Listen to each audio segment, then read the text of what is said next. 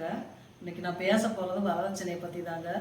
ரிதன்யான்ற பொண்ணு திருப்பூரில் சூசைட் பண்ணியிருக்காங்க.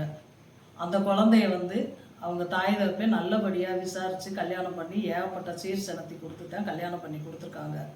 ஆனால் அங்கே பயங்கர கொடுமை. அந்த பொண்ணுக்கு 75 நாளுக்குள்ளே தாங்க முடியாத மன உளைச்சலுங்க. அந்த பிள்ளை நல்லா படித்த பொண்ணே இப்படி திசை மாறி இருக்குன்னா, மன உளைச்சலுக்கு ஆளாயிருக்குன்னா, படிக்காத பாம்பர பொண்ணு மக்கள் என்ன பண்ணுவாங்கங்க? வரதட்சணை ஒழிக்கிறேன்னே தான் சொல்கிறீங்க. ஆனால் இது வரைக்கும் எந்த நடவடிக்கை எடுத்ததே இல்லை. இது போய் வளர்ந்துக்கிட்டே தான் இருக்குது. இந்த ரிதன்யா மாதிரி இன்னும் எத்தனை ரிதன்யாவை நம்ம இழக்க போகிறோமோ? இதுக்கு நம்ம தமிழ்நாட்டில் உள்ள எல்லாருமே குரல் கொடுக்கணுங்க. தமிழ்நாடு என்ன, இந்தியா முழுவதுமே குரல் கொடுக்கணும். வரதட்சணையே அடுத்து இருக்கக்கூடாதுங்க. ஆனால் ரிதன்யாவோட குடும்பம் பார்த்தீங்கன்னா ரொம்ப நல்ல குடும்பமாக இருக்குது. அவங்க பேசும்போது கூட அவங்களோட பேச்சில் ஒரு நல்ல மரியாதை தான் கொடுத்து பேசியிருக்காங்க.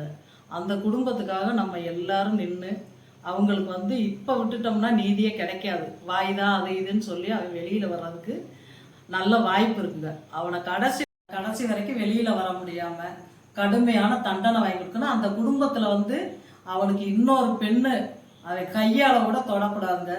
இந்த இதை எல்லாரும் சபதமாக எடுத்து அந்த பொண்ணுக்காக, ரிதன்யா ஆத்மா சாந்தி அடைகிறதுக்காக, அந்த குடும்பத்துக்கு நீதி வழங்கணும்னு எல்லாரும் அனைவரும் ஒன்று போல குரல் கொடுக்கணுங்க.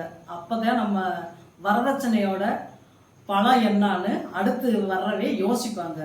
நன்றி, வணக்கங்க.